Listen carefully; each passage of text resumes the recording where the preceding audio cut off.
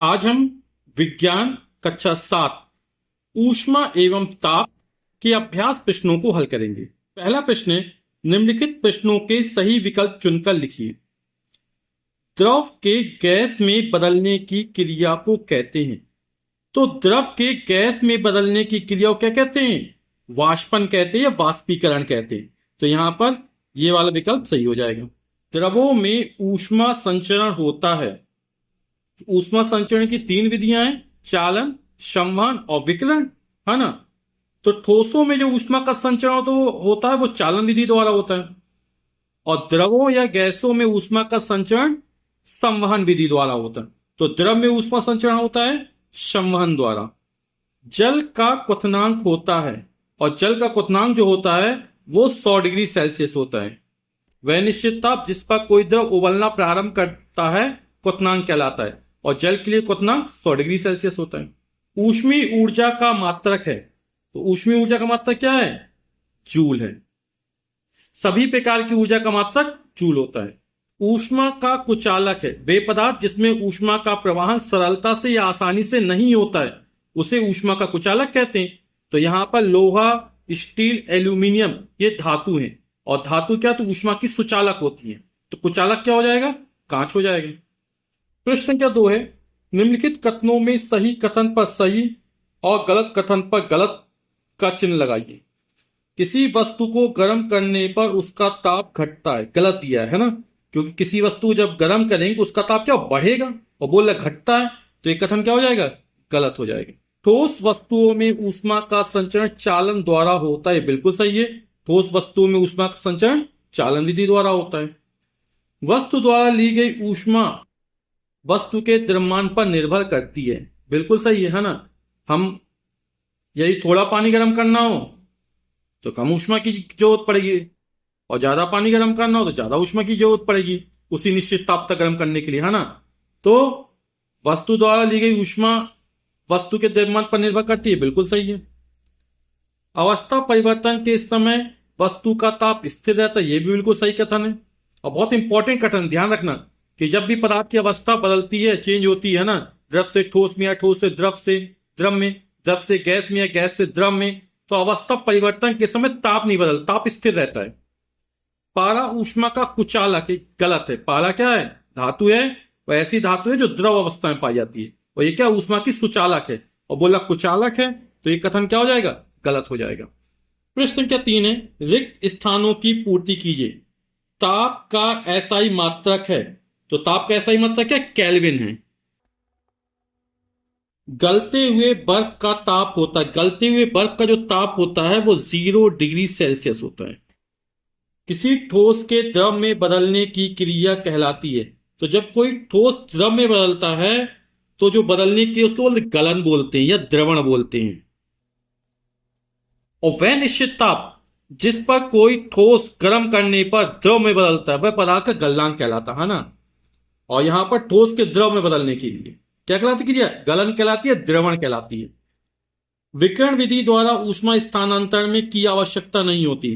तो किसकी आवश्यकता नहीं होती? माध्यम की आवश्यकता नहीं होती। चालन और संवहन विधि माध्यम की आवश्यकता होती है, लेकिन विकिरण विधि में माध्यम की आवश्यकता नहीं होती है। बर्तन का हत्था बनाने में धातु का प्रयोग किया जाता है। तो हत्था, बर्तन हत्था बनाएंगे तो उठाने के लिए उसको गर्म नहीं होना चाहिए, है ना। यानी ऊष्मा का कैसा होना चाहिए? कुचालक होना चाहिए। सुचालक हो तो गर्म हो जाएगा, उठाने में दिक्कत पड़ेगी। तो कैसा होना चाहिए? कुचालक होना चाहिए, यानी कुचालक पदार्थों का प्रयोग करेंगे। किसी वस्तु का ताप किसके दो ताप मापी द्वारा नापते हैं ना। तो यहां पर फिर ठोस में ऊष्मा स्थानांतरण आप लोग समझे किसके द्वारा होता है? चालन विधि द्वारा होता है। स्टील ऊष्मा का क्या है? सुचालक है। और ठोस को गर्म करने पर उसके आयतन में प्रसार होता है। प्रश्न संख्या 5 है, समान द्रव्यमान के दो अलग अलग पदार्थों ए तथा बी को समान ताप तक गर्म करने में किसको अधिक ऊष्मा की आवश्यकता होगी, जबकि ए की विशिष्ट ऊष्मा बी से अधिक है। तो ए की विशिष्ट ऊष्मा बी से अधिक हमको दे रहा है, समान ताप तक गर्म किया जाता है, और द्रव्यमान क्या है? समान है। ठीक है। तो पहले विशिष्ट ऊष्मा जान लेते क्या है। तो विशिष्ट ऊष्मा कहते किसे हैं? किसी पदार्थ के एकांक द्रव्यमान के तापमान को 1 डिग्री सेल्सियस बढ़ाने के लिए आवश्यक ऊष्मा की मात्रा को विशिष्ट ऊष्मा कहते हैं। तो किसी पदार्थ की विशिष्ट ऊष्मा अधिक है तो इसका मतलब है कि उसे गर्म करने के लिए अधिक ऊष्मा की आवश्यकता होगी, अधिक ऊर्जा की आवश्यकता होगी। एक सूत्र होता है Q बराबर एम एस डेल्टा टी। इसमें m और डेल्टा टी समान है तो हम लिख सकते हैं m इंटू डेल्टा टी का मान निकाल लेते, इससे कितना हो जाएगा, m into q upon s हो जाएगा। ठीक, यदि पहला पदार्थ है m इंटू तो क्यू ए अपॉन एस से निकल आएगा, और दूसरा पदार्थ है तो q b upon s b हो जाएगा ना। m इंटू टी समान है तो इसका गुणनफल। अब देखो यहां पर इसको लिख सकते हैं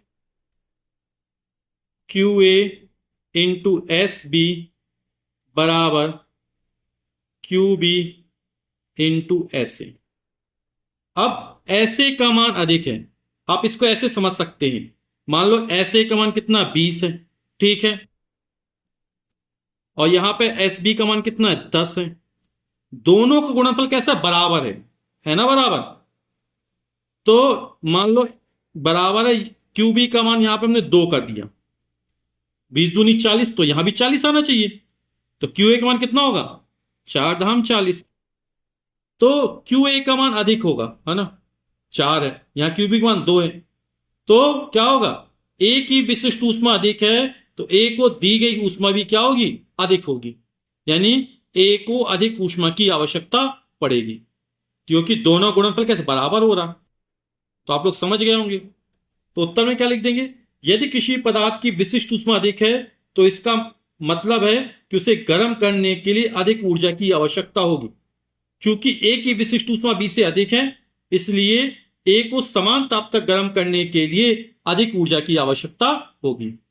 प्रश्न संख्या 6, गैसों के प्रसार को एक क्रियाकलाप द्वारा स्पष्ट कीजिए। तो इसके लिए क्रियाकलाप है, सबसे पहले हम क्या करते हैं, कांच या प्लास्टिक की एक खाली तथा छोटी बोतल लेते हैं, इसके मुंह पर बिना फूला हुआ गुब्बारा रखते हैं। अब बोतल को चौड़े मुंह के बर्तन में रखते हैं और इस बर्तन में गर्म पानी डालते हैं। हम देखते हैं कि गुब्बारा फूल जाता है। बोतल को गर्म जल से निकालकर ठंडा करने पर गुब्बारा पुनः पिचक जाता है। इससे क्या स्पष्ट होता है, तो इससे पता चलता है, स्पष्ट होता है कि गर्म करने पर गैसें फैलती हैं तथा ठंडा करने पर सिकुड़ती हैं। अब गर्म करने पर गुब्बारा फूल गया, तो कैसे फूल गया, गर्म जल के कारण बोतल के अंदर की हवा गर्म होकर फैलती है, जो बोतल के मुंह पर लगे गुब्बारे में प्रवेश करती है, जिसके कारण गुब्बारा क्या होता है, फूल जाता है। और जब ठंडा करते हैं, है ना, तो क्या होती है, गैसें ठंडी होती है तो पास पास आ जाती हैं, जिससे गुब्बारा क्या होता है, पुनः पिचक जाता है। प्रश्न संख्या 7 है, रेल की पटरी जोड़ते समय उनके बीच थोड़ी जगह क्यों छोड़ते हैं। तो उत्तर हो जाएगा, रेल की पटरी को जोड़ते समय उनके बीच थोड़ी जगह छोड़ते हैं क्योंकि गर्मी पाकर लोहे में ऊष्मी प्रसार होता है। यदि रेल की पटरियों के बीच जगह नहीं छोड़े तो लोहे के गर्म होकर फैलने पर रेल की पटरियां टेढ़ी हो जाएंगी, जिससे दुर्घटना हो सकती है। प्रश्न संख्या 8 है, सुचालक तथा कुचालक पदार्थों में अंतर स्पष्ट कीजिए। तो सुचालक तथा कुचालक पदार्थों में अंतर, सुचालक जिन पदार्थों से ऊष्मा का संचरण सुगमता पूर्वक होता है उन्हें ऊष्मा का सुचालक कहते हैं। ये सुचालक की परिभाषा भी हो गई। पूछा है सुचालक किसे कहते हैं, तो अपन को यही लिखना है, उदाहरण पूछा है तो ये लिख देंगे। कुचालक किसे कहते हैं, जिन पदार्थों में ऊष्मा का संचरण सुगमता से नहीं होता है उन्हें ऊष्मा का कुचालक कहते हैं। अब अंत में उदाहरण लिख लेंगे। सुचालक पदार्थ कौन कौन से, लोहा, एल्यूमिनियम, तांबा, चांदी, पीतल आदि, ये सब क्या है, सुचालक। जितनी भी धातुएं होती है वो सब ऊष्मा की सुचालक होती है। कुचालक पदार्थ क्या हो जाएंगे, जैसे लकड़ी, कांच, कागज, ऊन, वायु, कपड़ा आदि। प्रश्न संख्या 9 है, 98.6 डिग्री फ़ारेनहाइट को डिग्री सेंटीग्रेड में बदलिए। सेंटीग्रेड को फ़ारेनहाइट में बदलने वाला सूत्र है। सेंटीग्रेड पैमाने पर या सेल्सियस पैमाने पर, है ना, जो अधो बिंदु होता है वो 0 डिग्री सेल्सियस होता है, और फॉरेनहाइट में अधो बिंदु 32 डिग्री फॉरेनहाइट होता है। सेंटीग्रेड पैमाने को 100 बराबर भागों में बांटा जाता है, और फॉरेनहाइट पैमाने को 180 बराबर भागों में बांटा जाता है। सेंटीग्रेड पैमाने का उच्चतम बिंदु 100 डिग्री सेल्सियस होता है, जबकि फॉरेनहाइट का होता है 212 डिग्री फॉरेनहाइट। ठीक, तो ये हमारा सूत्र है सेंटीग्रेड फॉर्मूले को फॉरेनहाइट में चेंज करने का। अब क्या करते हैं, इसको छोटा कर लेते हैं, तो दोनों पक्षों में 20 का भाग कर देते हैं, तो C/5 20 पंचे 100 बराबर F-32। इसमें 20 का भाग करेंगे तो 2 9 18, 9 बढ़ जाएगा।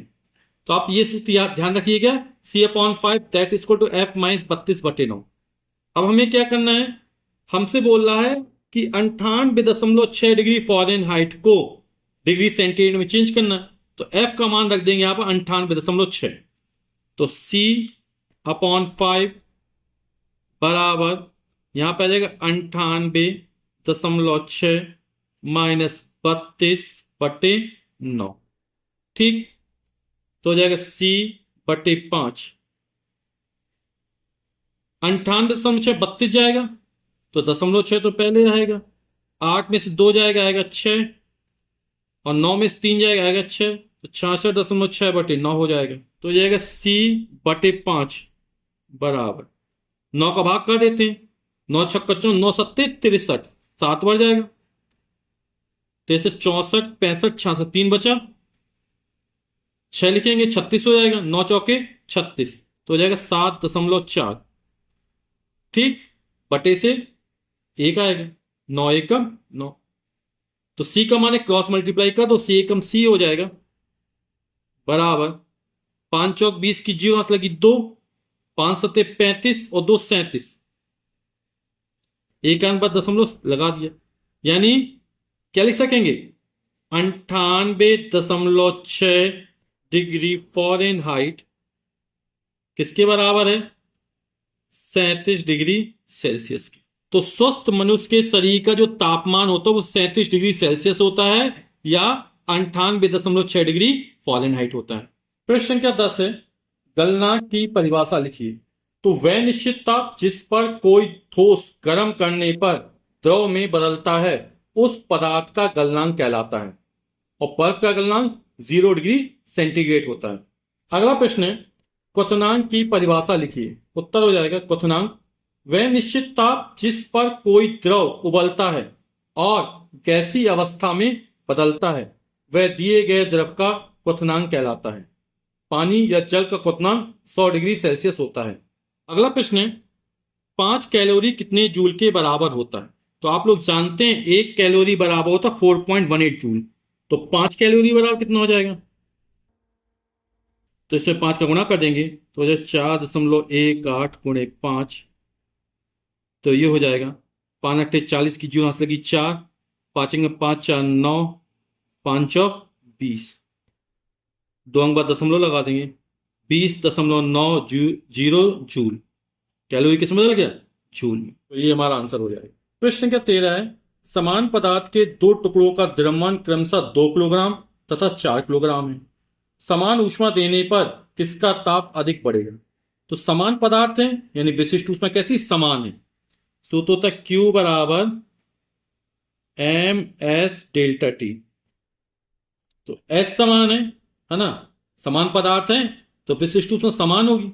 सूत्र Q बराबर MS डेल्टा T से डेल्टा T का मान निकालेंगे तो क्या हो जाएगा, MS बटे में चला जाएगा। अब प्रश्न में बोल रहा है कि समान ऊष्मा देने पर और समान पदार्थ है तो समान ऊष्मा दे Q का मान समान हो जाएगा और समान पदार्थ के लिए S का मान समान हो जाएगा। तो जिसके लिए M का मान कम होगा उसके तापमान में अधिक वृद्धि होगी, है ना। ठीक है, जैसे बटे में 2 आए और बटे में 4, 1/2 होगा और 1/4 होगा, तो कौन बड़ा होगा, 1/2 बड़ा होगा ना। ठीक है, तो बटे में जितना मान कम होगा डेल्टा टी का मान उतना ही ज्यादा कहलाएगा। तो क्या हो जाएगा कि जिसके लिए स्मॉल m का मान कम होगा उसके तापमान में अधिक वृद्धि होगी, अतः 2 किलोग्राम के टुकड़े का तापमान क्या होगा, अधिक बढ़ेगा। आप लोग ऐसे समझ सकते हैं कि एक कटोरी में जल लिया और एक गिलास में जल लिया, है ना, तो गिलास में जल ज्यादा आएगा, कटोरी में कम आएगा, और दोनों को समान ताप दोगे तो किसका तापमान ज्यादा बढ़ेगा? कटोरी वाले का ज्यादा बढ़ जाएगा, है ना, क्योंकि उसमें पानी की मात्रा, जल की मात्रा क्या है, कम हो। ठीक, अब आप लोग समझ गए होंगे। वीडियो देखने के लिए आप लोगों का बहुत बहुत धन्यवाद। मुझको मोटिवेट करने के लिए आप मेरे चैनल को सब्सक्राइब कीजिए। Thank you so much.